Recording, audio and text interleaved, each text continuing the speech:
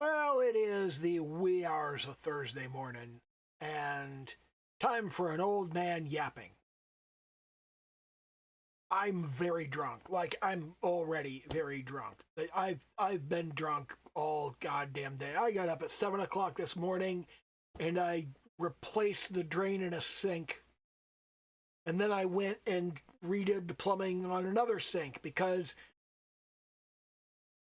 this house is fucked up. There was one sink in the house that the hot and cold taps are reversed. Who the fuck does that? Like, how stupid do you have to be to get the hot and cold on the wrong fucking side? I mean, it's like there's 3 rules to plumbing: hot on the left, cold on the right, and shit don't flow uphill. That's it. It's not that difficult. So I had to switch that around, and that was fucked up. And the thing that really annoyed me is, it's been like that for years and nobody said anything. Like, I never used that fucking sink, and just nobody ever said anything. God. But around... It's around noon I finished all of that, so like 5 hours. Most of that was on the drain because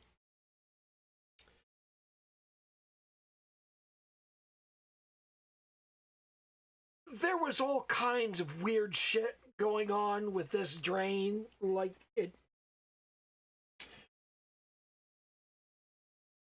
people try to do their own plumbing and they fuck it up, okay? And my grandfather was a plumber, and I hung out with him a lot. So hanging out with him, I learned a lot about basic plumbing and fairly advanced plumbing too, actually. So I'm pretty good at doing the plumbing, and it's literally like, it's my job. My dad won't touch plumbing. He just won't fucking touch it. He's like, every time I touch something, it leaks. I'm like, it's no problem. I'll do it. And I keep doing stuff. It's like I did this drain today, and he's like, did you check to see whether it leaks? I'm like, it doesn't leak.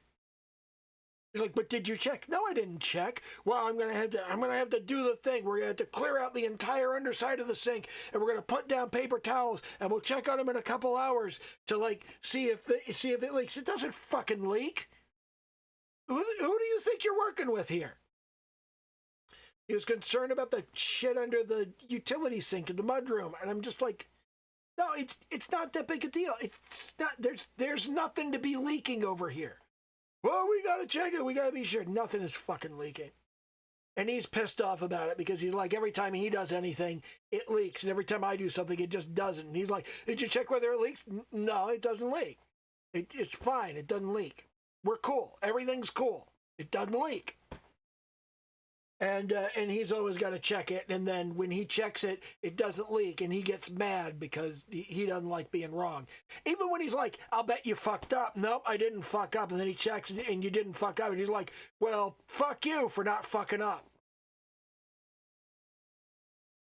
What the fuck is wrong with him? Anyway, that's not what I'm here to talk about. I'm here to yap about something entirely different. And no, it's not Charlie Kirk. Fuck that guy. He's a fucking Nazi. Anyway, what I'm here to talk about, and I've been thinking about this all week, is all week? Couple of days. Silksong and Hollow Knight and Baldur's Gate 3. And, what was the other one? Stardew Valley was another one. Terraria was another one. Minecraft, of course. And hell, you go back far enough, Doom. Vampire Survivors, which is kind of the quote-unquote inspiration for not really.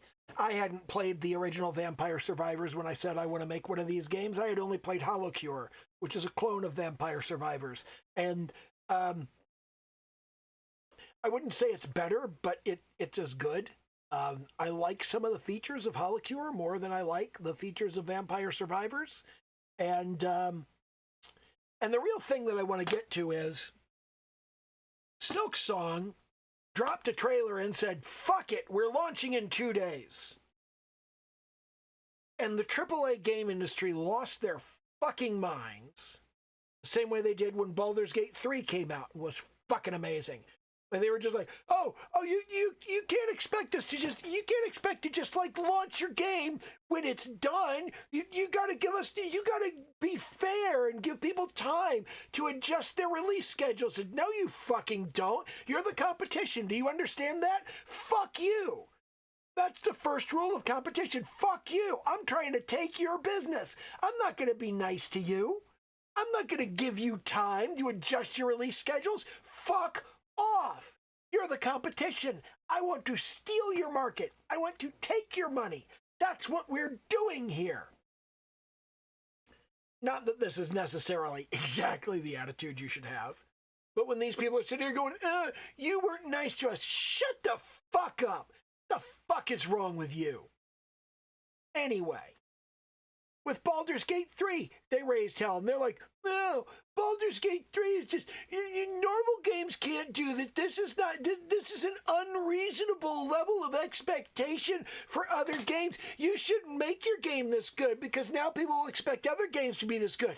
Maybe you should make your games better. Did you ever think about that, fucking AAA industry? Did you ever consider making your games better, shithead? Everybody lost their mind about Doom, and they're just like, Doom cheated because they released their first episode as shareware. They released something as shareware. The free part of their game was bigger than our whole game. But maybe you fucking suck, okay? I mean, like, maybe that's the thing. Not to mention, like, everybody I know pirated Doom. Like, every fucking person I know. It's just the number of people who actually bought Doom and had like branded retail Doom discs, I could probably count them on one hand. I'm one of the people. I not only bought Doom, I bought 3 different copies of Doom because I was tired of downloading updates. Because downloading was really fucking slow back then. And on top of that, you had to find a BBS that had the updates. And when Doom did its quote-unquote 1.6 version, it wasn't 1.6, it was 1.666. And a surprising number of bulletin boards said, we're not going to put that version up for download because it has the double number in it. Hontoni, it's the late 90s. We're about to enter the 21st century, and you're afraid of the devil in your software? Grow the fuck up. Seriously. What the hell? But yeah, the AAA industry is shitting themselves over indie games. They raised hell about Stardew Valley. They're like, oh, well, Stardew Valley is a great game, but it's like, it's not the type of thing you could get from a AAA studio. And, oh, well, Terraria is just like, I mean, that's a fluke. That's not a thing. That's just 2D Minecraft. Oh, Minecraft is just, you never could have predicted Minecraft. We have the fucking recipe. You guys need to understand this. We have the recipe for amazing, incredible games that become viral hits. And that recipe is, number 1, let the teams self-select. Let the teams be full of people that want to work on the project they're working on. Number 2, let the people work on the game as long as they need to work on the game. Baldur's Gate 3 took like 10 years to build. Silksong took 8. Stardew Valley took 4 fucking ever. Everybody was raising hell about Doom. Doom took years to build at a time when that was unheard of. Terraria is still working on the last update. The last update is like coming out real soon now. Minecraft took years to come out. It was in beta for fucking ever. And This is really what it comes down to. You let the team work on the game as long as they need to work on the game to make a good game. You don't schedule a release. You just fucking work. And you make a good game. And you put it out there. And you leave the fucking team alone. You keep management off their goddamn back. You just let them fucking work on the fucking game. We've seen this over and over. All of those games I named, every single one of them. They took a long-ass time to come out with the game. All of the people working on it were excited about working on the game and wanted to work on that game in particular. And management left them alone and let them take as long as they needed to do the game. And they were well beyond any kind of reasonable AAA release schedule. But they had to be, because AAA release schedules are bullshit. Everything takes for fucking ever. I mean, for God's sake, I have about 5,000 sprites to build for my game. If it takes 15 minutes to build each of them, that's 1,250 hours. Working full time, that is 32 weeks. That is more than 6 months of full-time work on nothing but making sprites. The music is somewhat easier. I have an aggressive plan for the music. I want about 5 hours of music, about 6 hours actually. So you take 6 hours of music, that's 360 minutes. That's going to be about 360 hours of composition time. But it's not that bad. It's like 8 to 10 weeks. It's not a big deal. Okay? So, like, the music is good. Well, then there's the audio. Well, the audio is not going to take that long either. That's only going to take 2 or 3 weeks to build all of the sound effects and do all of that sort of thing. And the programming isn't going to be that tough. I'm going to spend more time play testing and tweaking than I'm going to spend actually programming. But all the same, if I did nothing but work on the game full time, if I did nothing else, if I just nose to the grindstone and burned myself out all to hell, it would take upwards of a year. That's all there is to it. And I'm not going to burn myself out nose to the grindstone. It's going to take 2 to 3 years for me to finish this shit. And that's fine. I'm fine with that. But a lot of people would just go, well, you can't take 2 or 3 more years. You've already been working on this game for like a year. It's how long a good game takes. The question is whether you actually want to make a good game. And that's the recipe. That's what AAA doesn't want to admit. They go, oh, you can't expect that from every game. Yeah, you can. All you have to do is, like, do the fucking work. Just do the goddamn work. That's the important thing. You just get a team that's excited to work on the game. First things first, have a game people get excited to work on. Then get the team together and compose it of people that want to build the game. And once you have people that want to build the game on your team, let them work. Let them work as long as they need to work. Just let them keep going. Just let them push forward and build the shit. They want to do the work. If your team wants to do the work, you don't need to incentivize them. They incentivize themselves. They want the project done. It's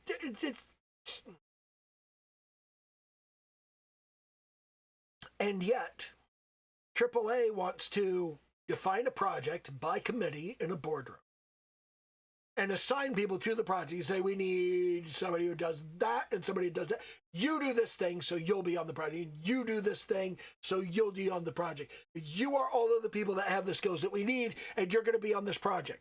This project is stupid and sucks. Well, this is your job. Shut the fuck up. And you're going to finish it in 18 months. We don't want to do this job at all, let alone on the ridiculous bullshit arbitrary time frame you just gave us. What the fuck? This game is going to suck. And I don't like to speak ill of Microsoft. But when I was at Microsoft, there were so many times that we raised our hands and opened our mouths and said, this is a bad idea and it's going to suck and nobody's going to want it. And it was a bad idea and it sucked and nobody wanted it.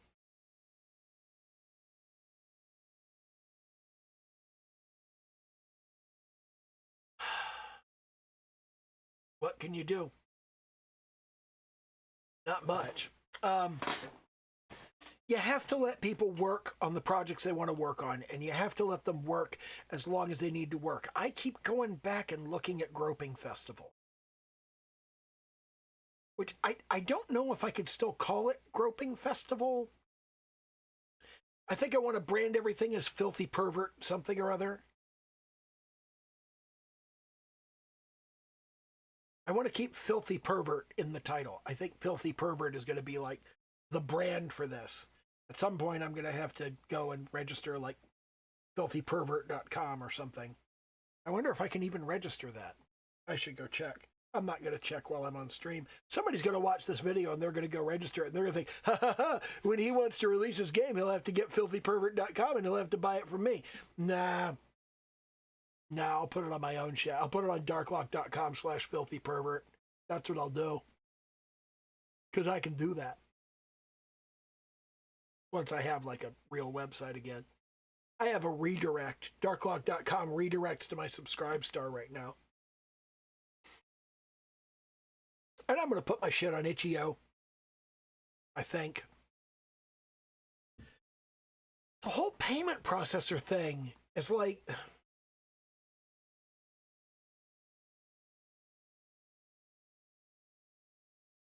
Are my games adult-oriented because there's panties? I mean, it's just silly. There's no titties flopping around in the game or anything like that. Are they adult games because there's underwear? They shouldn't be. Somebody didn't watch Chubra. Chubra is a great fucking anime. You need to go watch Chubra. I think it's still on Crunchyroll. And the thing about Chubra is it is absolutely about middle school girls in their underwear, but there is nothing wrong with that. People sit there and they go, Chubra, that's about middle school girls in their underwear. Yeah. And there's nothing wrong with that. That's the purpose, the anime, to teach you there's nothing wrong with middle school girls in their underwear.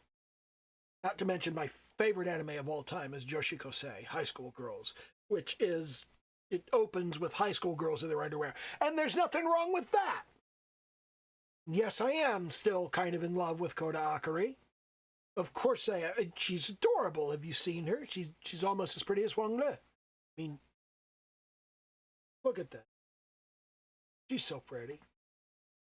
I keep changing out my wallpaper and having like a new picture of her because every time I play Starfield, every time I go into Starfield, the first thing I do is take a picture of Wang Le. Because that's where I am. Since every time I'm done playing Starfield, I go back to Neon and I head to the underbelly and I take a picture of Wang Le. Because it's just what I do. That's how I end the game. That's how I start the game. Because she's adorable and she's gorgeous and I have a problem. But it's like Koda Akari in Girls High is...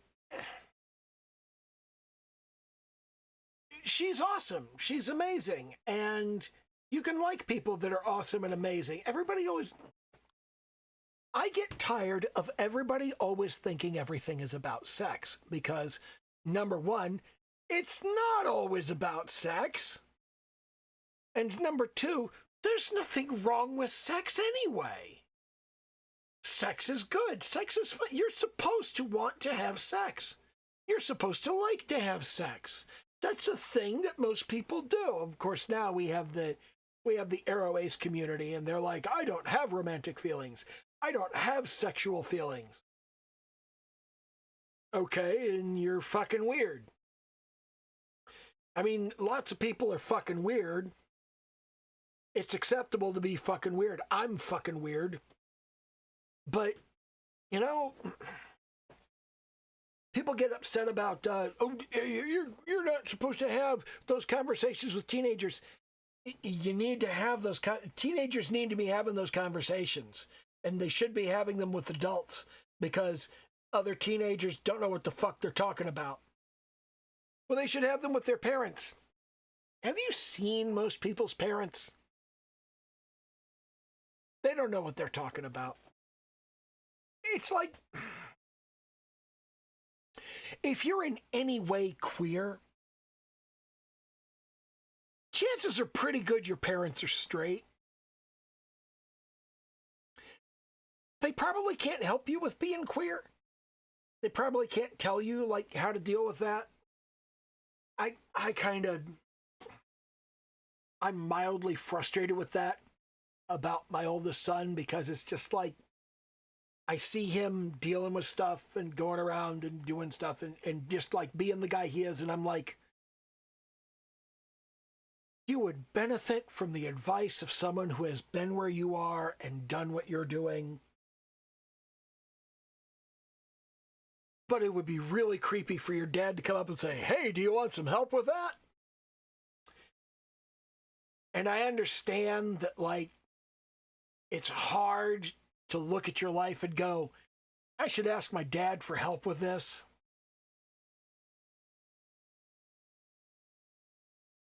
And I feel bad that he doesn't think he can do that. I've tried to communicate that I'm somebody he can do that with. But if he doesn't want to, I can't make him. There's nothing I can do about that. You gotta let your kids grow the fuck up. And he's 21 now. He's old enough to drink. He won't drink because he has this weird misconception about drinking. He thinks things happened when he was a child that never happened. And I suspect somebody has told him those things happened. I believe, but cannot prove, some fantasies have been perpetrated upon that child. But all I can do is say that didn't happen. That's not a thing. No, that didn't happen. I did at one point tell him something never happened, and then in retrospect, I realized, wait a minute. It did happen that one time, and that one time is why it never happened again. Because it was bad. But I've admitted that to him, and I've told him about it, and I've gone, I thought about it, and I remembered there was this one time. It's not exactly what you described, but I said nothing like that ever happened, and something like it did happen. This is my first kid. You make mistakes with your first kid. You don't know what you're doing. And you work from the role model that you've been given.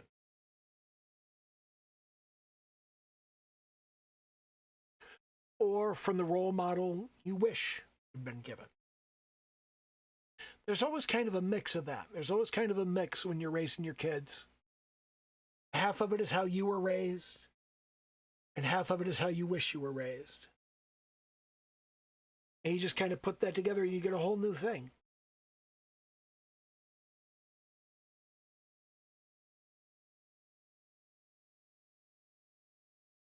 I don't think there's a right answer, but I think as long as you're looking for it, you'll do okay. I think as long as you're trying to be a good parent, you'll do okay. Because a bad parent never even thinks about whether they're a bad parent. They just don't fucking care. It's that simple. If you want to be a good parent, you're going to be a good parent. Unless you're lying to yourself. You just go, no, what I did was okay because I wish I had done better. You should try harder. You should be trying. And if you never look at what you did and say, that was not okay and I should never do that again, You're not reflecting enough on what kind of parent you are. I don't know. I'm not telling anybody how to raise their kids. But try to do a good job. Care whether you're doing a good job. Try to do a good job and hope that when they grow up, they'll agree you did a good job.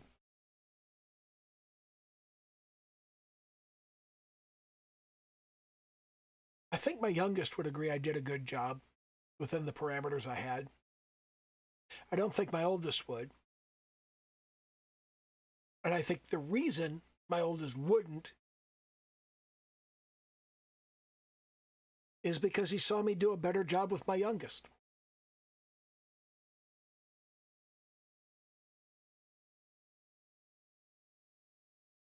Neither one of them really talks to me. But you can't make your kids talk to you. Anyway, they're both grown. They're adults. They get to go off and be adults.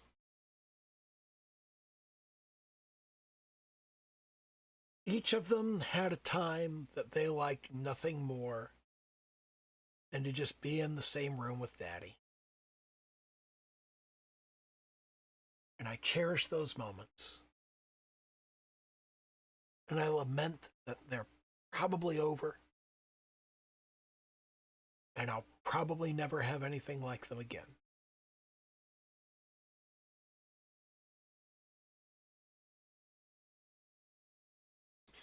I did have them. I did have those moments.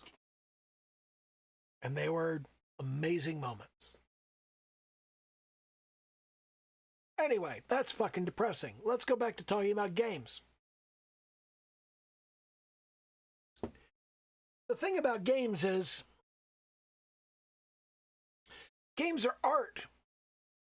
And Negativland put it perfectly back in the 80s. Art is not defined as a business. You can't run art like a business. You have to pull the business out of the way. And that's difficult. Because a lot of creative processes, a lot of creative things, you have to run it like a business because it's required to generate your income.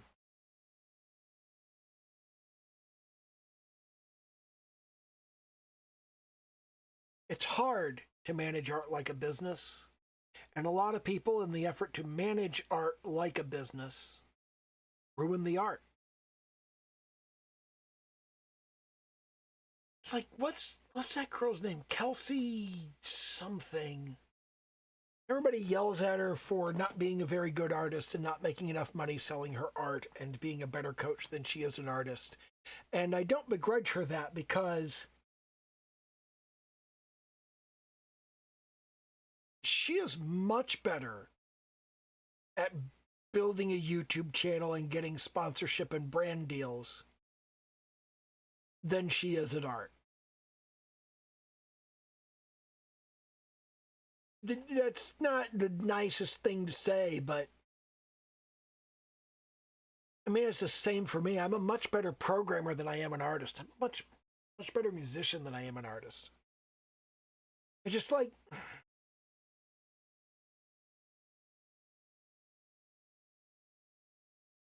I was sitting around today and I got inspired and I wrote and composed a song, and I got lyrics that are written down on the computer,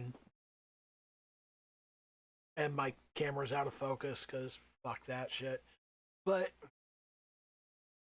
I had the lyrics written down, and I got riffs for the guitar, and I got a drum beat, and I got a synth line, and I got all of this stuff, and I'm just like, I wrote a song in an hour. I'm good at this.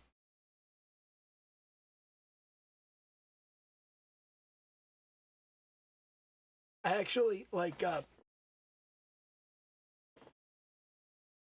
I have a fan base in Eastern Europe.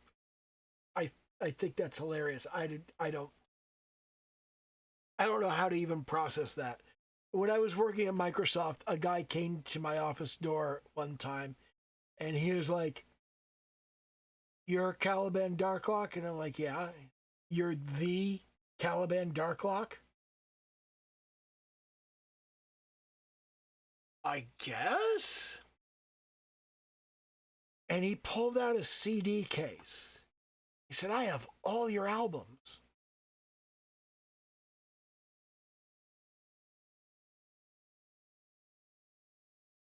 I'm sorry, what?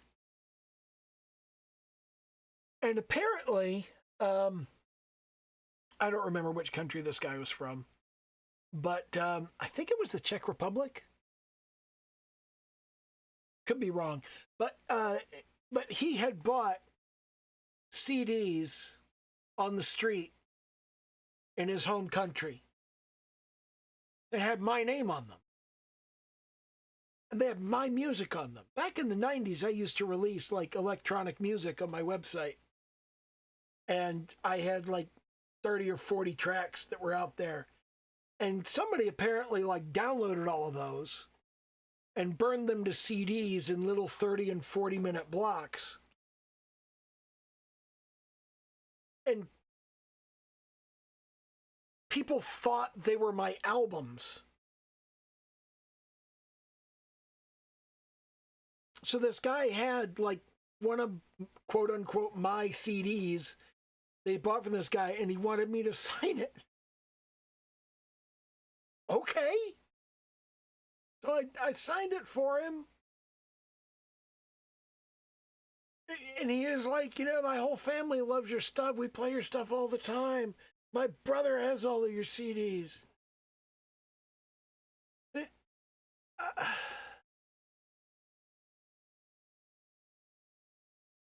The world is weird. The world is really fucking weird. It's just there are people in Eastern Europe that think I am a musician. They think I'm a rock star.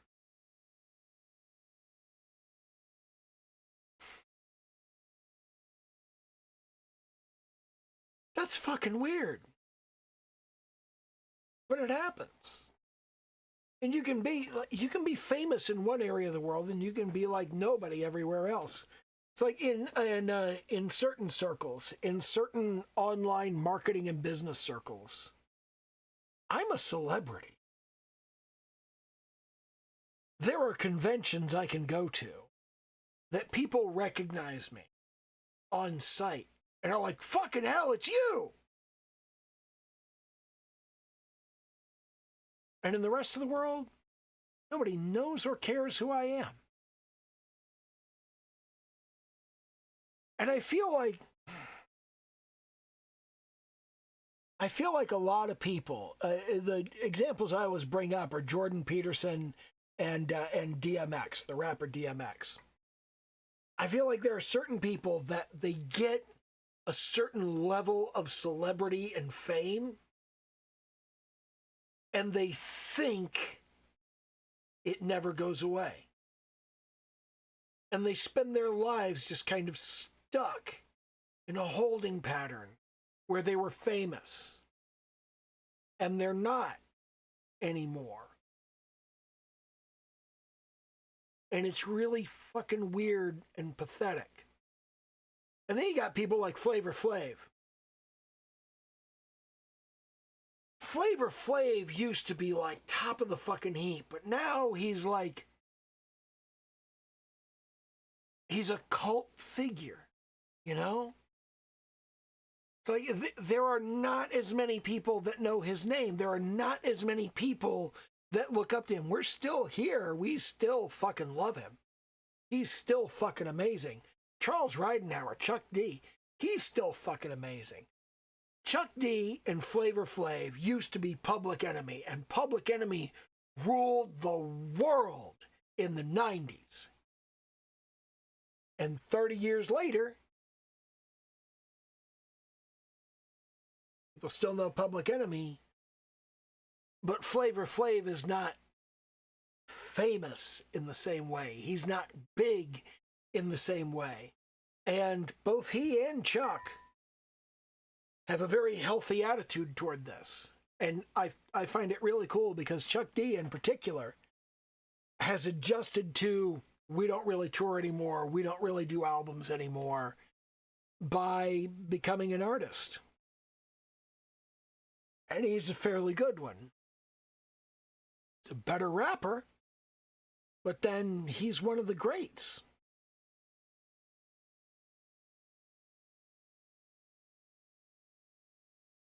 In this corner with the 98. I remember them. I remember the moment that I heard that. The moment that I put that tape in and I was listening, and Flavor Flav is sitting there, he's going, "Uh-oh, Chuck Whack, get us, man. Yo, man, we gotta tell him what time it is." And then the drum beat kicked in, and Chuck D's voice just boomed over that microphone. In this corner with the 98.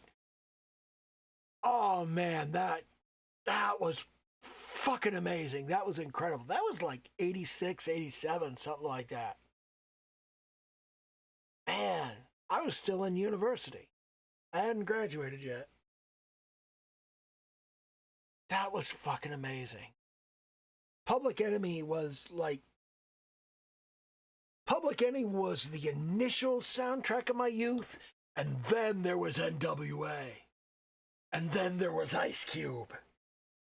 Going into 1990, bam, we had Ice Cube with America's Most Wanted, and then we had Apocalypse 91, The Enemy Strikes Black. Whoa, what a fucking great album. Oh, what an amazing album.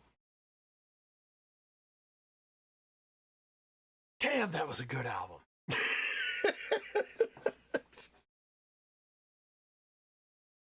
Music was always really important to me.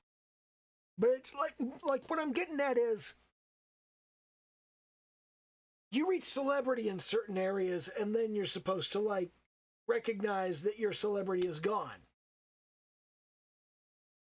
DMX never realized that. He kind of tried to stay at that height of his popularity when people didn't recognize him anymore or remember what he did anymore. He was fucking great at what he did. Where the hood, where the hood, where the hood at? Oh, yeah.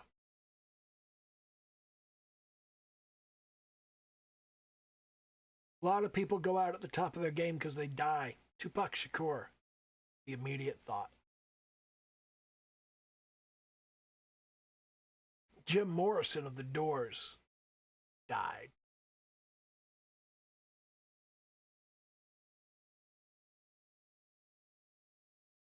Kurt Cobain.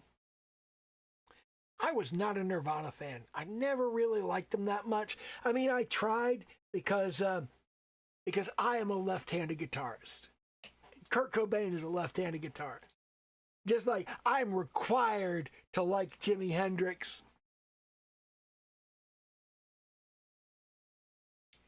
I don't like Jimi Hendrix that much. He's good. I like him. I like Hendrix. He's good. He invented a lot of the stuff that became like a staple of electric guitar and rock music. You know, that was amazing. Eddie Van Halen invented a lot of the stuff that became a hallmark of 80s guitar music. Steve Vai invented a lot of this shit. Eric Clapton invented a lot of this shit.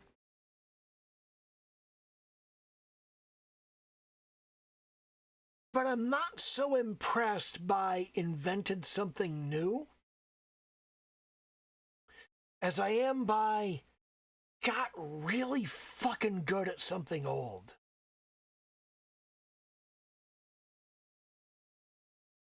Which is why Gabriel Garcia of Black Tide is like one of my top guitar heroes. Okay? Gabriel Garcia is fucking amazing. Brian May of Queen, fucking amazing. David Gilmour, Pink Floyd, fucking amazing. Richie Blackmore, Deep Purple, fucking amazing. Richie Blackmore is... If you have the time to listen to one song, you need to listen to Gates of Babylon by Rainbow. Rainbow is like one of the original supergroups because it's just like, oh my fucking God. You had Cozy Powell on drums, you had Richie Blackmore on guitar, you had Ronnie James Dio on vocals. Holy fucking shit! It was such an amazing song, and the solo is like 2.5 minutes long. It's insane how long it is and how good it is. And that solo in Gates of Babylon, that is a thing that made me go, I want to play guitar. Because before that, I listened to Led Zeppelin. Listening to John Bonham play drums, I wanted to play drums. That's what I wanted to do. And I would listen to, I was a member of the KISS Army since 1976. I'd listen to KISS and I'd be like, oh, Peter Criss is fucking amazing. And I liked Ace Frehley. I did. I liked him. I had very confusing feelings about Paul Stanley that I was unwilling to admit for many, many years. I looked at Paul Stanley and I was like, oh.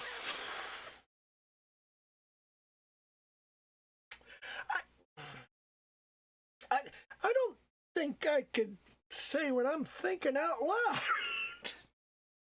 Not in the 70s anyway, not when I'm in single digit ages. 9 years old, looking at Paul Stanley going, ooh. Oh no, you can't say that shit.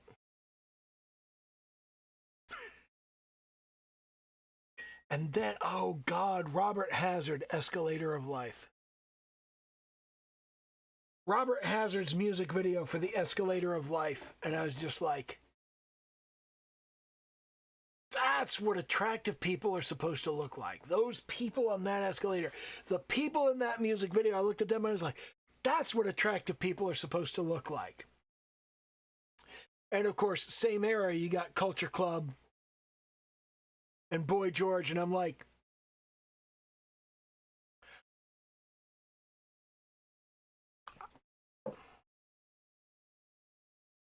I don't know how to feel about this. Like, this boy? Is this a boy?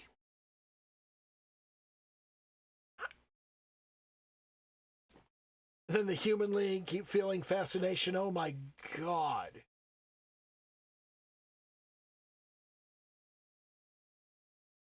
It just like, did I want this girl? Or did I want this guy?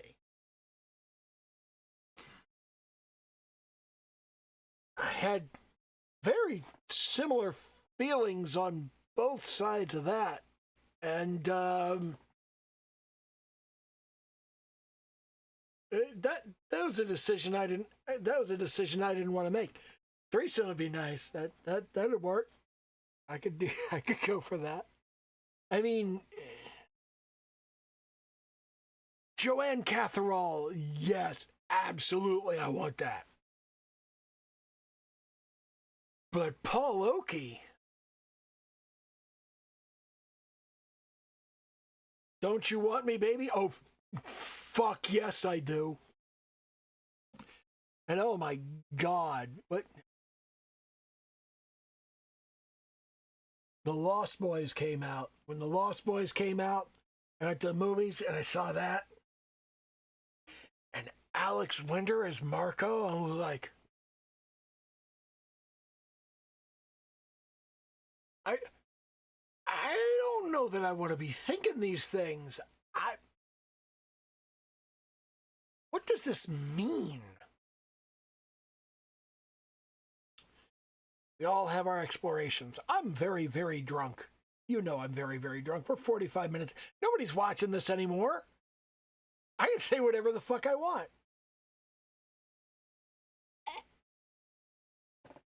Oh, Charlie Kirk is sucking cocks in hell. Fuck that guy. Fucking Nazi. How can you say that? He was assassinated. He's not important enough to be assassinated. You can't assassinate a podcast host. That's like assassinating a guest on a talk show. That's not how it works. That's not how anything works, you fucking idiot. And the number of people,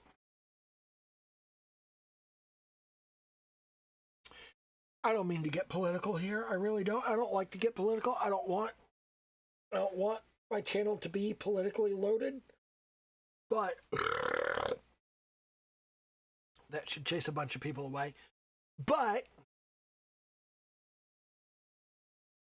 the number of liberal Democrat politicians, Obama, for God's sake, who say, oh, our hearts go out, oh, thoughts and prayers for Charlie. Oh my God, it's so terrible, the thing that happened to him.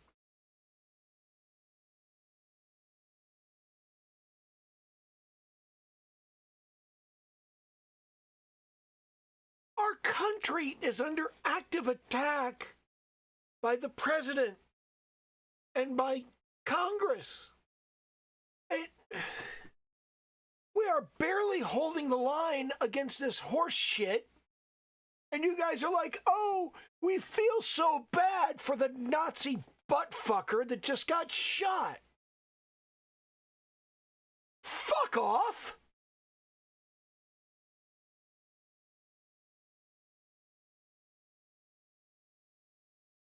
We're going to be okay. I want everybody to understand that. We're going to be okay. And the reason we're going to be okay is because Trump's a fucking pussy. Taco, Trump always chickens out. No, fuck that. Trump's a pussy. Tap. Trump's a pussy. As soon as he thinks he's going to face resistance, he backs the fuck down. Oh, we're going to end the war in Ukraine. He hasn't ended shit. We're going to end the war in the Middle East. He hasn't ended shit. I've stopped civil wars. You haven't stopped shit, you lying motherfucker. And he's a pedophile. He's an absolute fucking pedophile.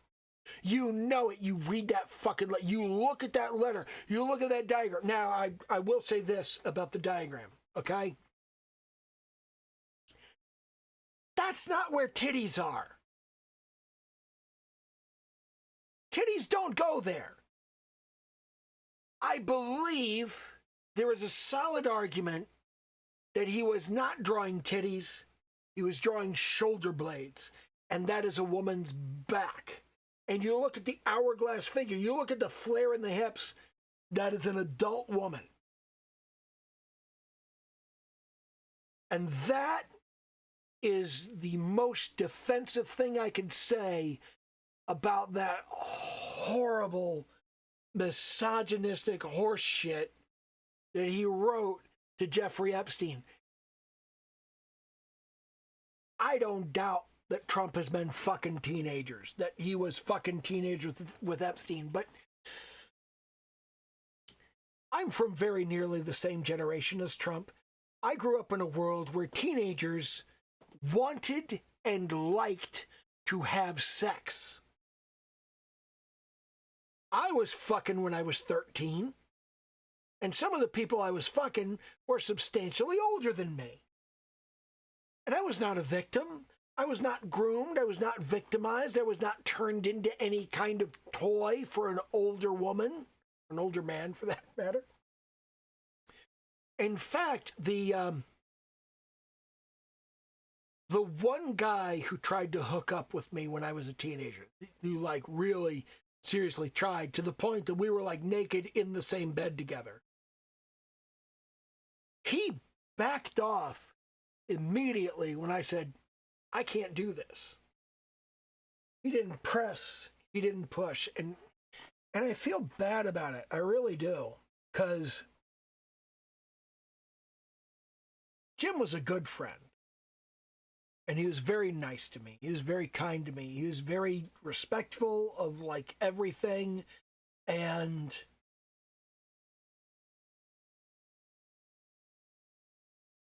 it bugs me that he's probably the first person who clocked that I was queer. But he was also very kind about it. And he didn't push and he didn't press. He made it known that he was interested. But it's like, I was 14 and he was 20, and we were making out in his bed and we were naked, and it was clear that we were going in a particular direction.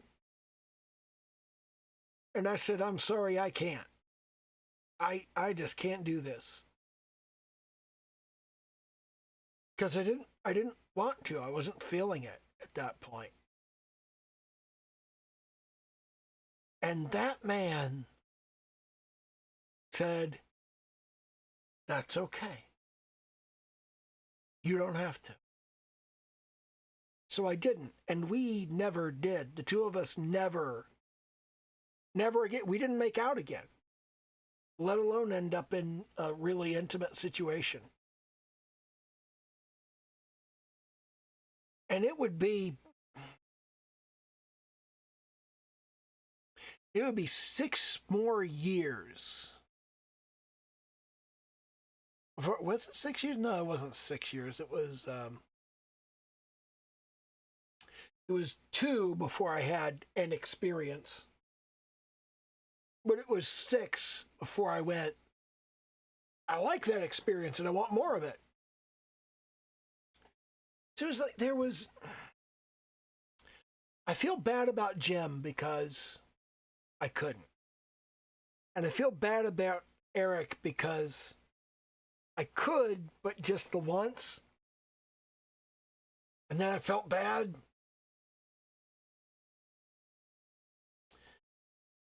And then never again. And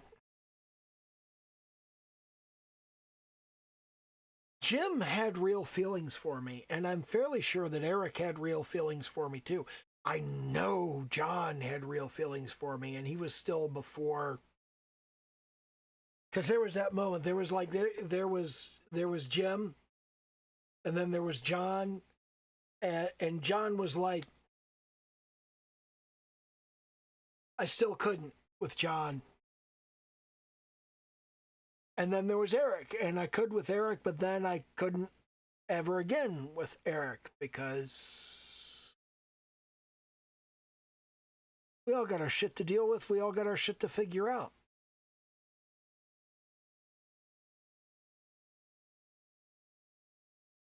And I feel bad about Jim, and I feel bad about Eric. I feel worst about John. I know John had like a real thing for me. I know he had like solid thing for me. The only other guy who kind of flirted with me was Bruce, and Bruce flirted with me, and then he realized that I was not completely shocked and horrified and freaked out by his flirting, and he was like, oh, no, never mind.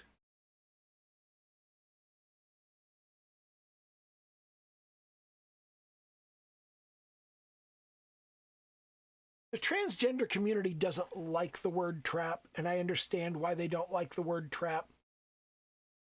But there are traps. There are people, they're not the entire community. And Bruce wasn't transgender, but he was bisexual, and he really seriously got off on flirting with straight men because the straight men would lose their shit. Bruce was also like a BDSM guy. He was on the M side of the S&M. I think Bruce wanted to get beaten up. I think he liked it. I know he liked being beaten. I know he liked being slapped. I know he liked being punched and bruised. Because he hooked up with one of my roommates.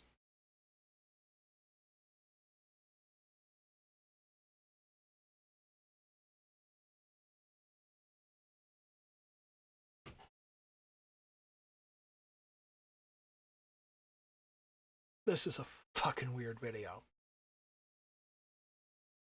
I'm getting very personal and I'm getting very intimate. And those of you that are still here, I appreciate that you're still here. I appreciate that you're still listening. Because you would have bailed long ago. I should have bailed long ago.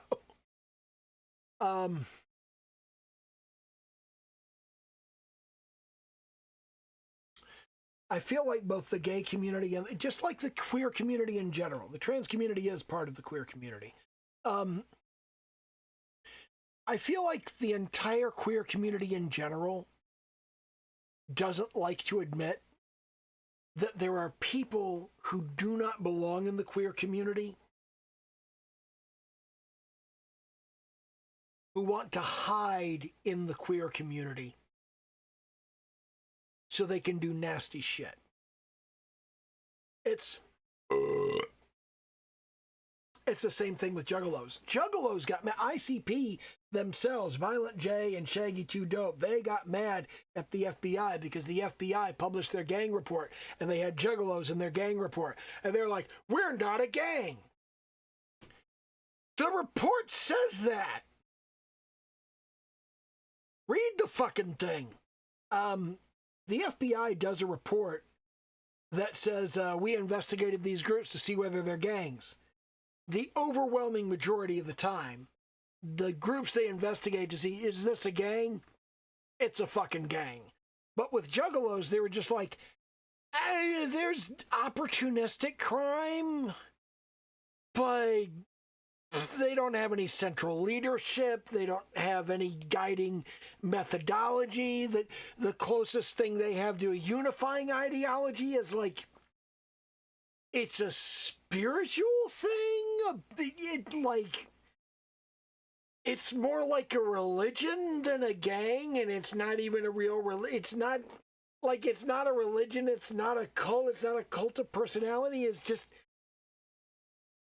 fundamentally their message is peace and love and acceptance and do drugs and have a good time. It's not something to be worried. They're not violent.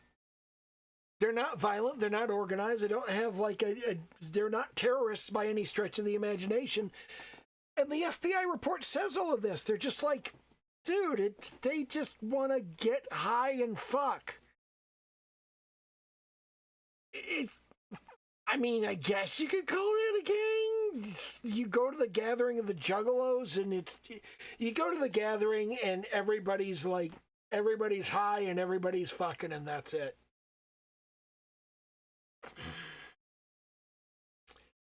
And it's convenient. It is convenient. They admit and they say outright, they say it is convenient for a person who wants to commit a crime to put on juggalo face paint, commit their crime, and then go hide among a group of other juggalos in face paint. And you don't know which one it is. But that's not a juggalo thing, that's a criminal thing. Criminals do that. They will pretend to be something they're not so they can hide in the group. It's just like in Assassin's Creed, to bring this back to AAA games. In Assassin's Creed, you can walk along with the monks and pretend you're one of the monks. You're not a monk, and your actions don't reflect on the monks, but you're pretending to be one because it's advantageous for you. And the queer community doesn't like to admit that people do this. That people will pretend to be queer so they can hide among the queer people while they do some bullshit. Similarly, people will pretend to be trans so they can hide among the trans people and do some bullshit. That's a thing. False accusations of sexual assault and sexual harassment do not happen for one and only one reason. They don't work. They don't work. The true accusations don't work. You could go to HR and you can say, my boss threw me up against a file cabinet and fucked me in the arse. And they're like, well, it's your word against his. And nothing happens. He doesn't get a letter of reprimand. Nothing gets done. He doesn't get fired. Nothing happens to him. You probably get fired, you dumbass. Why'd you tell people? True accusations don't work. Why would anybody make a false one? After the Me Too movement, well, accusations, they work better if there's enough of you, if your stories are consistent enough. It's just like the Neil Gaiman thing. When the first allegations came out against Neil Gaiman, I was like, Neil? No, not Neil. I know Neil. I've been following Neil online. I've met him at cons. I've talked to him. I fucking know this. Neil is of my generation. Neil's one of my people. I know who Neil is. And the person you're describing, that's not Neil. And as more people came out and more details came out, and one really fucking detailed account came out. And when that really detailed account came out, I went, oh, that's Neil. Neil would say that. Neil would do that. What? You're the guy you're describing a person Neil would be. Not a person he'd want anybody else to know he was, but he'd say that. He would be into that. That, yeah, very much. And then the stuff started coming out about, I can't remember her name. Is it Amanda? I gotta look it up. I gotta get this right. I don't want to say the wrong name. The fuck is wrong with YouTube today? Yeah, Amanda Palmer. When the details started coming out about Amanda Palmer's involvement and Amanda Palmer's reaction, that's when I went, oh, that. Yeah, that's her. That she would do that. She would say that. And then so many other things that I knew about Amanda and Neil took on this new cast. And I went, oh, God, no. Oh, fuck. Fuck! And there was this moment that it clicked and that I knew. And I was like, he did that shit. He did all of that shit. And she knew. She knew he was doing it.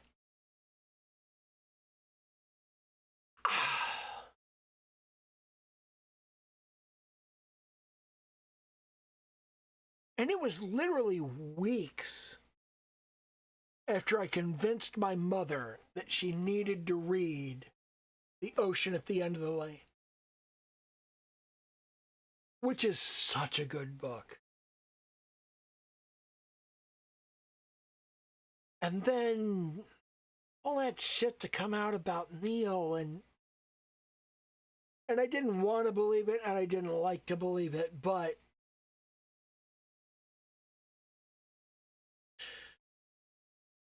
even if you don't do the believe the victims thing, even if you just go take it all with a grain of salt, who's telling the truth? We'll look at it. We'll look at it objectively. We're not going to give anybody the benefit of the doubt. We're not going to give anybody anything. We're just going to look at it objectively. Oh, he fucking did it.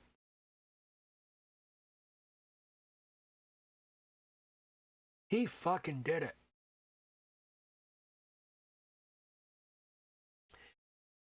And I understand why. I understand where his head was. I understand what he was thinking. And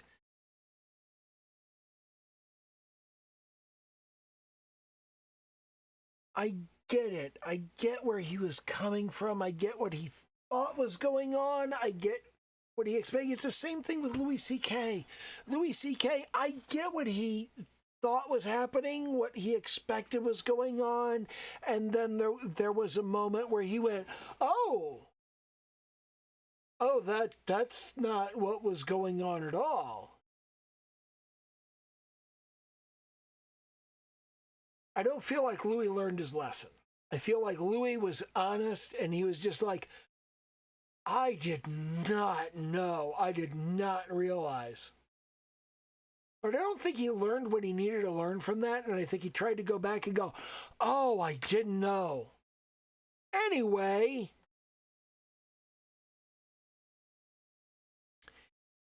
I think he needed to demonstrate some penitence. I think he needed to make reparations. I mean, yeah, it cost him $30 million that the accusations came out.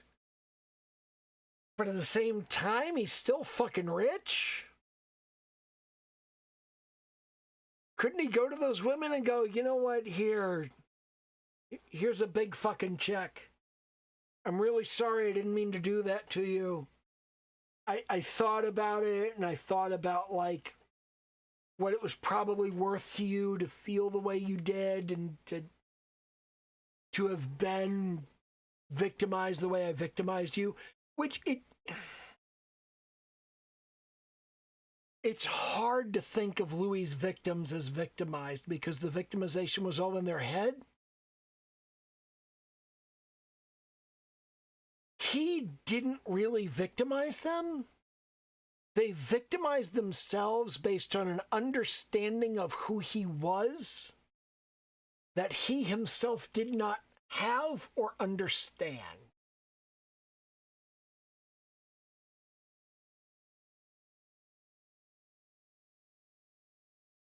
But they suffered very real damage. They suffered very real trauma.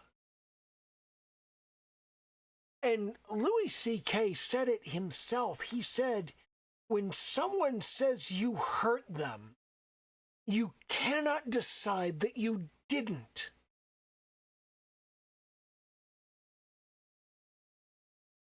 And I expected the man who said that to do better.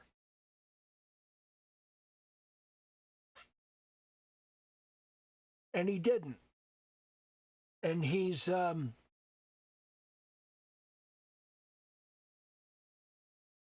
footnote to me at this point. He's not dead to me. I see notifications. I see that he's still performing. I see that he's still doing shows. I see that he's still, like, drops videos and shit. I don't watch them. I'm done with him. I wish I wasn't, because he was so good. But I am. And it's like, Louis, I feel, fucked up. But Neil and Amanda are actively evil. They were doing this shit at the same time they were speaking out against it in public.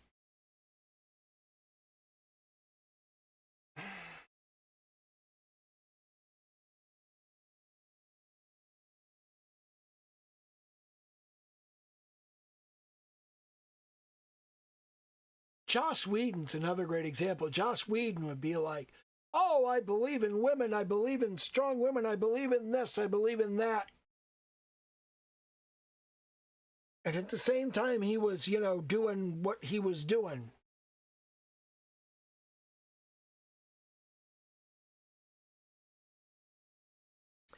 And I don't have clear details, but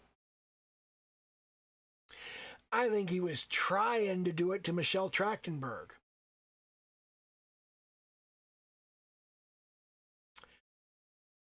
And that was really not okay. Didn't she die? I think Michelle Trachtenberg died. I have a vague memory.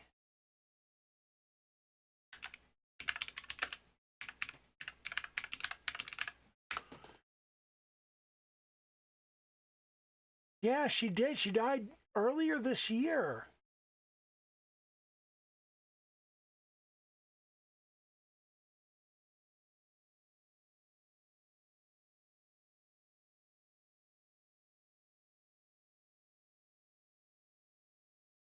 God. It wasn't all that long either.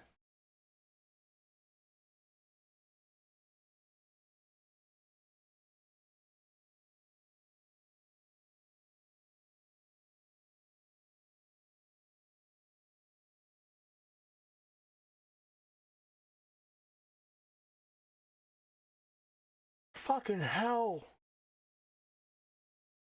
I always forget she was Harriet the Spy. I didn't think the movie was that good. But I loved the book. I loved the book so much. I read Harriet the Spy to tatters when I was a kid. I read my copy of Harriet the Spy so much that it fell apart and I just never replaced it.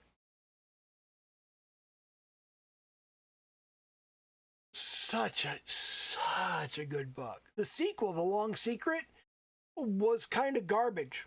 But yeah, anyway. God, but yeah, if Joss Whedon was mackered on Michelle Trachtenberg, fuck that guy. Actually, fuck that guy anyway. Like, fuck that guy for everything he was doing. Joss Whedon absolutely did that shit. Neil Gaiman absolutely did that shit. Amanda Palmer. Why was I starting to say Amanda Donahoe? She didn't do anything. That was the chick from Lair of the White Worm. That was the chick with the blue skin. I love blue skin. I got a thing for blue skin. I don't know what it is. You put a woman in blue body paint, and I'm just like, oh fuck yeah, that's my that's for me right there. But yeah, Joss Whedon absolutely did that shit.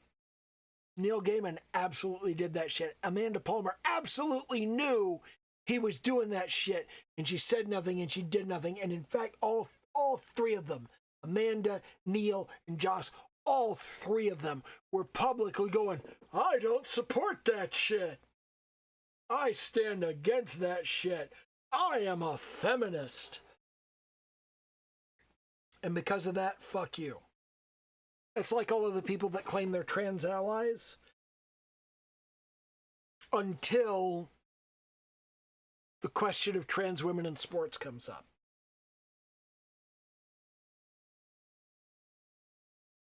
I'm going to tell y'all something fairly important. I know a lot of trans people. I'm not trans. I'm never going to be trans. There is no egg cracking here. Please stop fucking talking about it.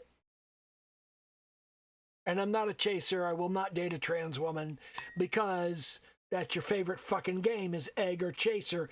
Fuck you. I'm not going to let you play it. I'm just not going to enter the ring.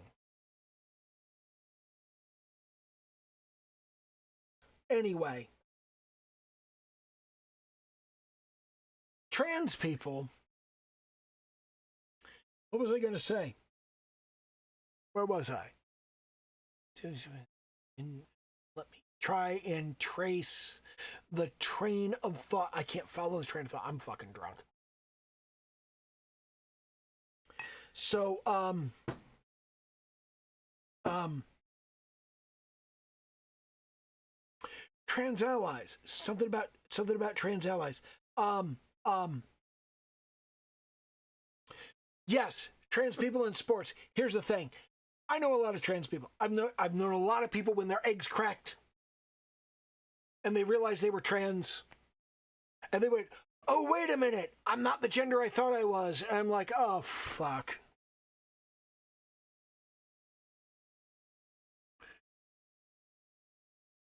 My friend Rachel.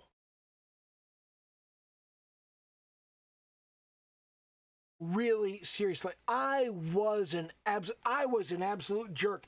This is before Gamergate, but if Gamergate had been in full swing, I would have been on the wrong side of Gamergate. Like, I would have been like one of those incel motherfuckers going, I just want ethics in video game journalism.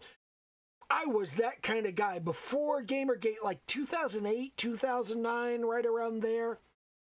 I was that kind of guy. I was like incel material. And I was being incel material on Twitter.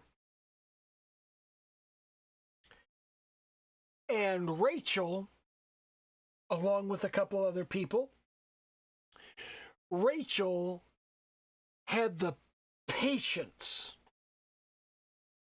that I cannot fathom a human being possessing to argue with me about these bullshit beliefs and to keep arguing and to keep just poking and poking and poking and saying, but what about this principle? What about that principle? You understand philosophy. Do you understand this? Do you understand that? Do you understand the other? And she poked and poked and poked until the moment that I went, fucking hell, she's right. And it was like the flip of a switch. It was like I was this incel motherfucker. And when I say incel motherfucker, I'm like attitude toward women. I was getting pussy. I was getting plenty of pussy. But I had these opinions about women, and I had these thoughts about women, and I had these ideas about how men and women interrelated. And Rachel flipped that switch. Well, Rachel and Mariah and Janelle, they flipped that switch and they went, you're so wrong about this. And if you trace it back to the root and you follow it to its natural conclusion, and they were so patient. And they put up with so much shit. That it just went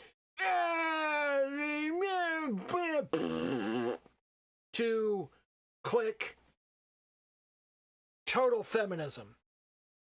Because feminism is not all that difficult. It's stop hurting women. That's it. That's all it is. A lot of stuff falls out of that because you realize a lot of stuff hurts women that you never realized was hurting women. But that's really all it is stop hurting women. If you're hurting women, stop it. If you see someone else hurting women, stop them. Oh, fuck, I spilled my coffee. 'Cause I'm drunk.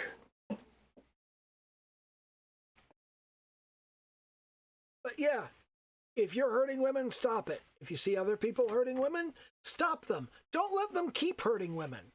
If there's a system or a series of rules or laws that hurt women, oppose that system, fight it, try to end it, try to make it stop.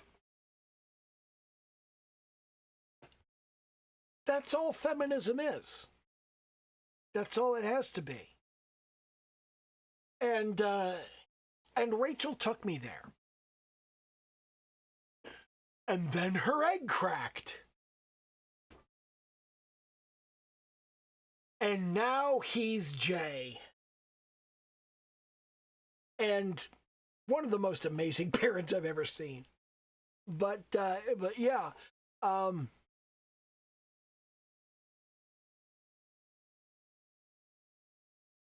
I don't really understand how to deal with that. I don't really understand how to handle that because, like, when I was a kid in the 70s, Bruce Jenner was my idol. I wanted to be Bruce Jenner. Bruce Jenner was the man I wanted to be.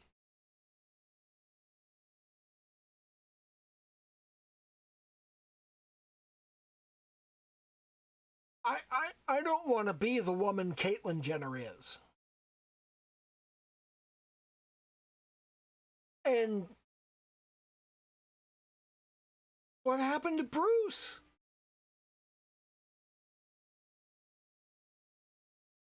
Where's the man I wanted to be? What does that mean to me? What am I allowed to be mad at Caitlyn for taking my idol away and making the person that I wanted to be stop existing? Caitlyn Jenner fundamentally hated Bruce and didn't want to be Bruce. I loved Bruce and wanted very much to be Bruce.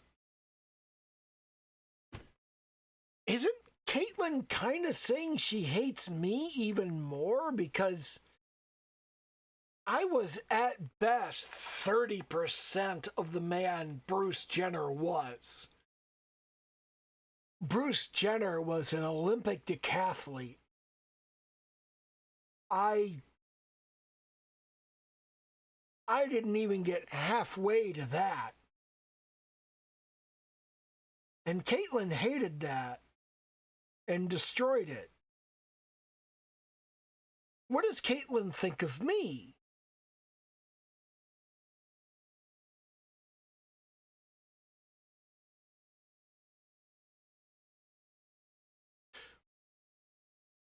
Why is that okay? Why is Caitlyn allowed to think that about me?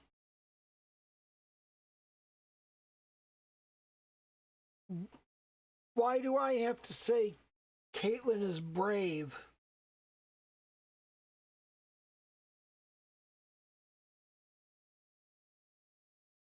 I feel like I should be allowed to be mad at her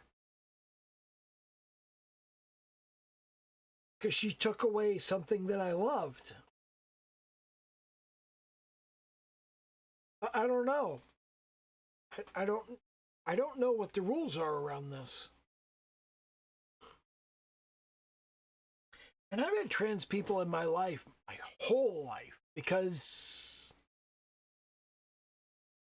I mean, when I was like 10 or 11 years old, I loved the soundtrack to A Clockwork Orange. I loved Switched on Bach by Walter Carlos. It's not Walter anymore, it's Wendy. It's Wendy Carlos. So I was introduced to the idea that a man could become a woman fairly early. I still don't know how to handle the transition. I don't know that I'll ever understand how to handle the transition.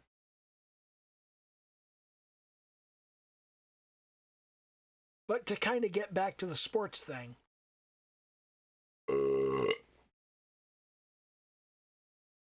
because I've known a lot of trans women whose egg cracked and they went and they got their HRT, they got their hormone therapy, they started boofing Prague, and suddenly they can't open jars they closed just a few days ago. There are boxes they packed to move into their new house that they can't lift anymore. And my gut tells me that a trans woman doesn't have an advantage over trans men or over quote unquote, I hate the term cisgender. I hate it. I hate it. I don't like it. I don't want to use. Oh, but if you say biological, it makes you sound like a fucking turf. You can't say natural or I don't like the term cisgender, and we don't have an alternative for it, and I don't like it. I feel like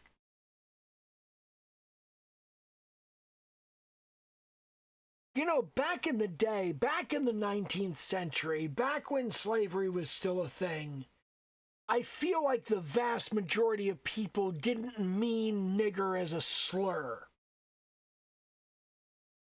But it still was one, because people still used it there were still people who used it as a slur. And over time, it became more and more and more of a slur. And that's how I feel about cisgender, because the term cisgender was not chosen by us. We're not the ones who picked it. We picked normal. We picked normal, and you didn't like normal. So we picked biological, and you don't like biological. And what are we supposed to pick? I don't know. I like typical. A typical man, a man who was born a man and stayed a man, and that was the thing. He's a typical man, because most people, they're born the thing and they stay the thing. Well, they're born something, and they're told that they are a thing.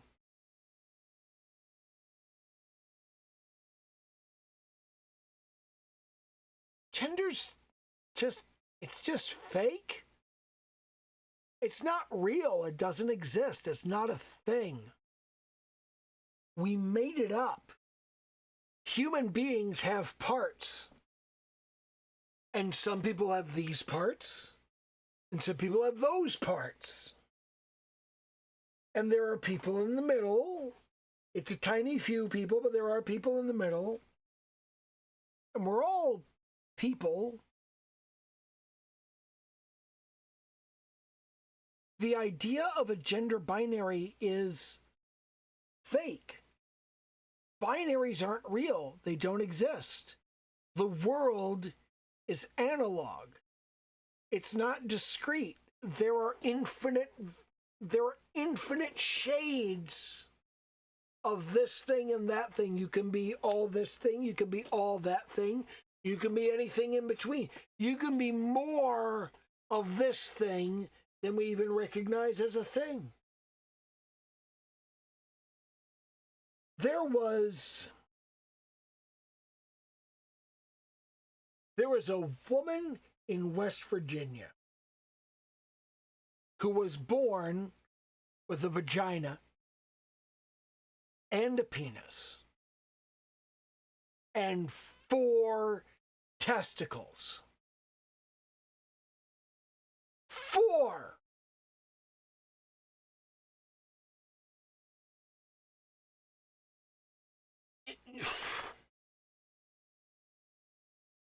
The quantity of testosterone in her system was insane. And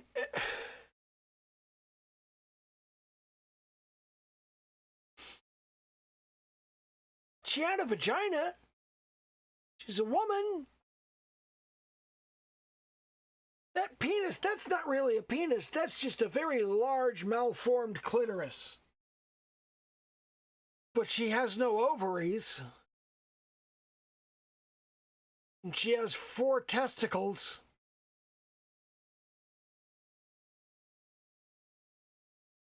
Seriously, what the fuck is that? Like what is it? Infinite diversity and infinite combinations. Okay? I don't know what that is. I don't know what that means. And I'm aware that it's offensive and ableist for me to going, what the fuck is that?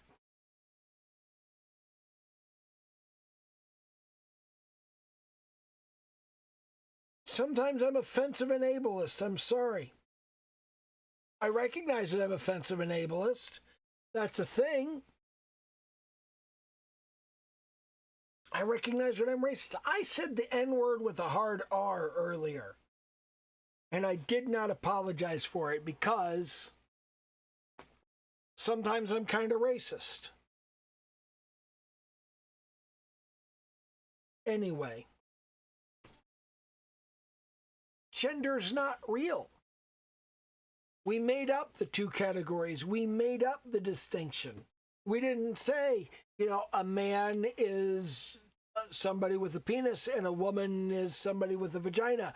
Oh, you have a penis and a vagina? Then you're both a man and a woman. That's okay. That's a thing. You can do that.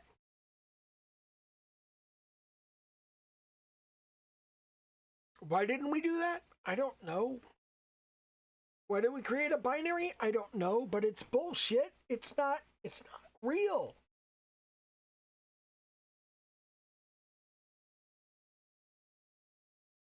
A transgender woman on hormone replacement therapy experiences a dramatic drop in her production of testosterone. If she has the orchiectomy, she produces no testosterone. And it's fucking ridiculous.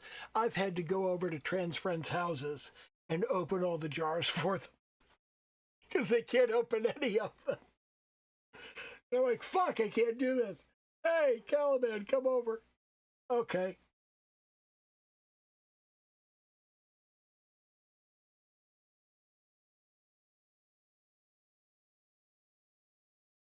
The point that I'm trying to make here is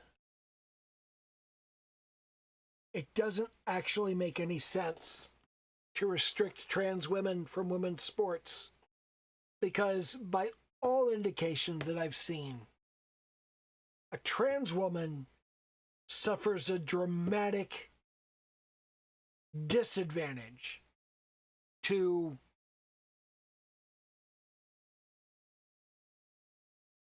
the other kind of women. I hate the term cisgender. I really do. So I feel like the term cisgender automatically implies a transphobic attitude. I especially dislike cishet. People call me cishet, and I'm like, ho, I'm queer as fuck. So no, you can't call me that. I have sucked way too much dick to be called cishet.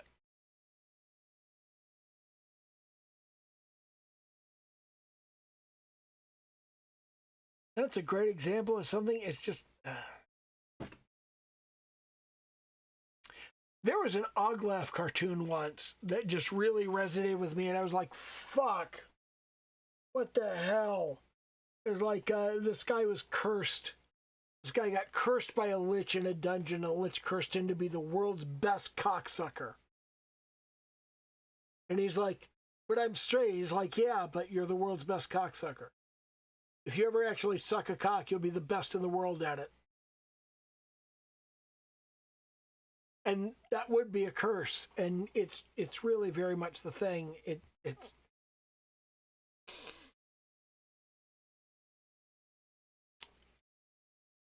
I'm so immensely, unbelievably good at sucking dick. It's ridiculous.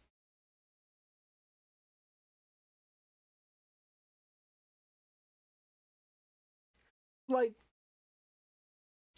I've worked really hard my whole fucking life, and I've studied and I've practiced and I've done so much to be good at fucking. It's like fucking a woman is like it's difficult. It requires study, it requires effort, it requires practice, but sucking dick, I'm a fucking natural. And it's such a grand cosmic joke. Because, oh my God, do I hate dating men. Men are so fucking awful. That and that was a major part of me, like, becoming a feminist, is the realization when I was like, oh, they're not just like, oh, I thought that was just like, I thought gay men were like that. No, straight men are like that too. Yeah, and you know, now that you mention it, I've been like, oh yeah, yeah, we kind of suck. We're kind of awful.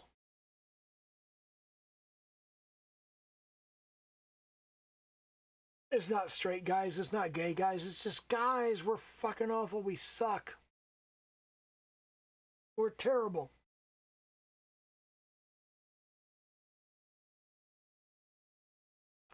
I am very grateful that the ability to suck dick and suck dick very well and very fast, which is part of sucking dick very well, it dragged me out of homelessness in a way that almost nothing else could have. But, God, what a cosmic fucking joke.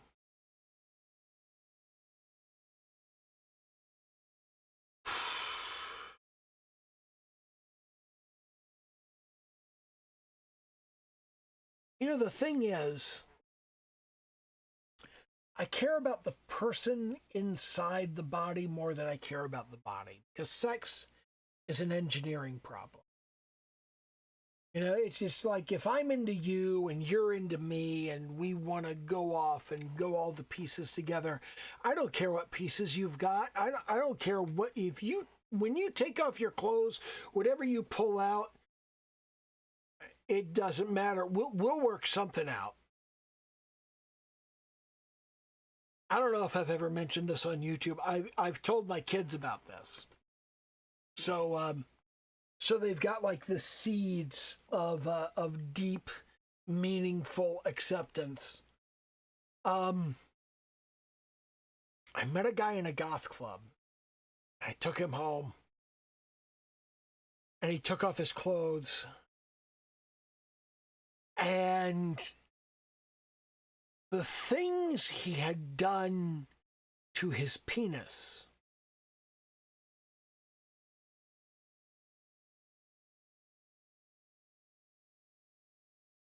He had sectioned it longitudinally. Like, imagine a penis.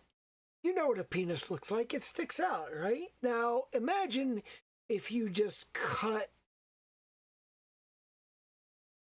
all the way down from the tip to the base. And that doesn't produce like multiple penises sticking out, because as it heals, it curls. It, it's like calamari. It's just like, it's all curled back, and that was a surprise. That was not. That is the single most unexpected thing I've found trying to have sex with somebody. And it was weird. It was very weird. It wasn't bad. It was weird. Again, not bad. If you're the guy who did that and you're watching this, it was not bad. It's absolutely memorable. But yeah, not what I expected. I went out with another girl, and I got her in bed, and she had pierced it multiple times and laced it shut like a pair of boots.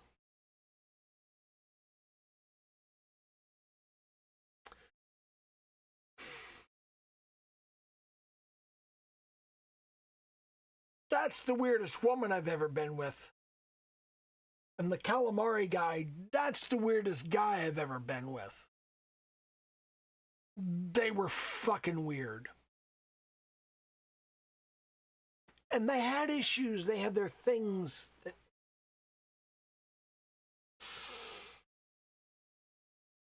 But I don't really care your anatomy is. I don't really care what the situation is there.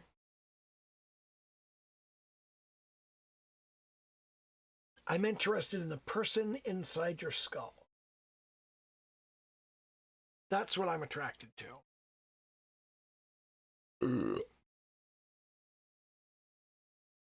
And that's what I'm interested in being with. So the physical aspect of it, it's an engineering problem. We'll figure it out. We'll work something out. I'll come up with something. I'm good at engineering problems. I got something that'll work. I got 2 hands and a mouth and other things to work with. Yeah, we can work with it. What do you like? What do you want? What are you into? We'll figure something out.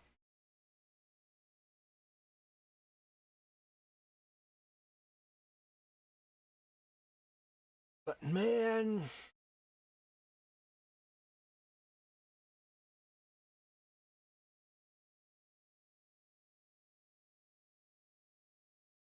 it is so much easier these days for somebody to say something or do something that makes me go, yeah, I wouldn't fuck you if you paid me. Well, if you paid me enough, but, you know, I wouldn't fuck you if you paid me the normal amount that people pay to fuck somebody. I wouldn't fuck you for $300 an hour. That's a reasonable price.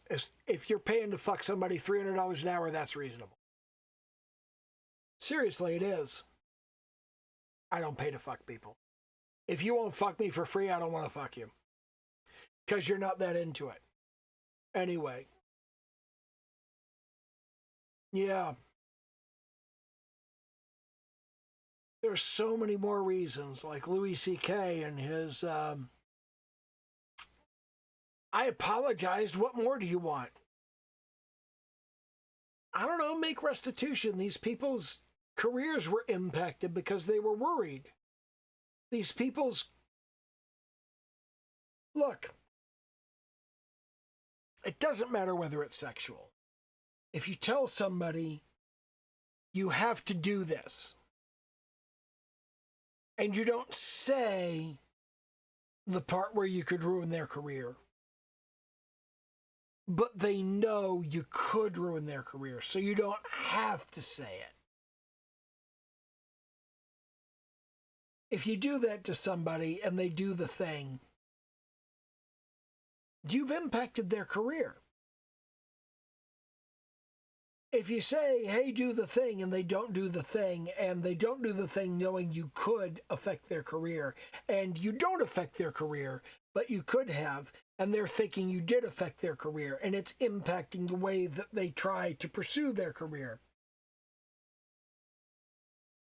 You owe them something, man. You owe these people something.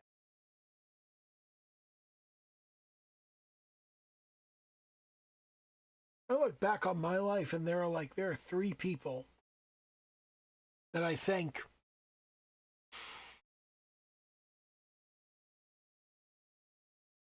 maybe I was awful to those people. Maybe I was a terrible, horrible sex pest to those people. But every single one of them, I backed off and went about my business, and I didn't, ruin their lives. I don't know. There was this cute blonde girl at a convention in 2015. And I feel like she wanted it and I wanted it, and I said, Actually, no. Because I wasn't convinced she wanted it. I thought, yeah, I'm not sure this girl wants it. So I turned her down, and I like pushed her aside.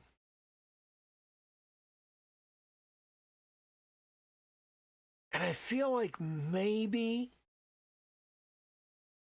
that hurt her feelings.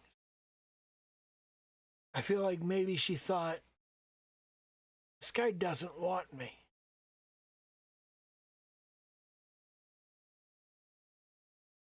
But that's a much better place to be than I fucked this chick and I'm not sure she wanted to.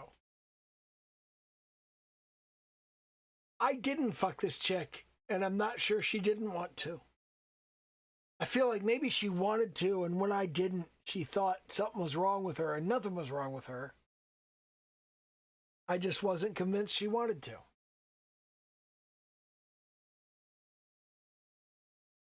That's the one that bugs me. And there's the one girl that I have no idea how old she was. Like, none. She could have been anything from 15 to 28. No fucking clue. Didn't ask.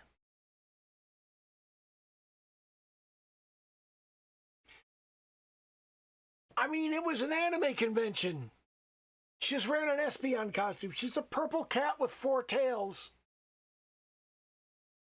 I didn't know what was in that costume. It just, we got up to the room and it was what it was, and I enjoyed what it was, and I have no fucking idea what that was. But it was enthusiastic, so I'm not that bent out of shape about it.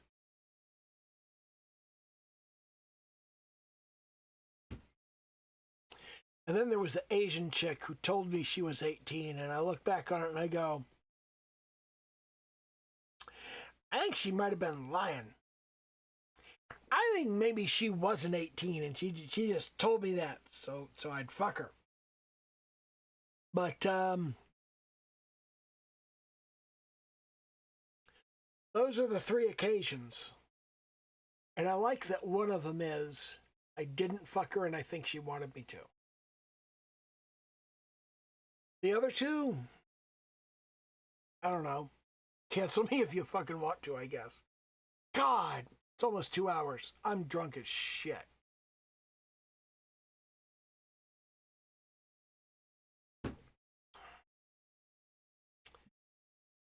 I need to end this video. I need to bail on this. Back to the video game thing from the beginning. Just let people build the video games they want to build. Let them take as long as they want to take. Stop worrying about how much money it's going to make. And just don't bother them. Let them work. That's where the great games come from. Okay, bye.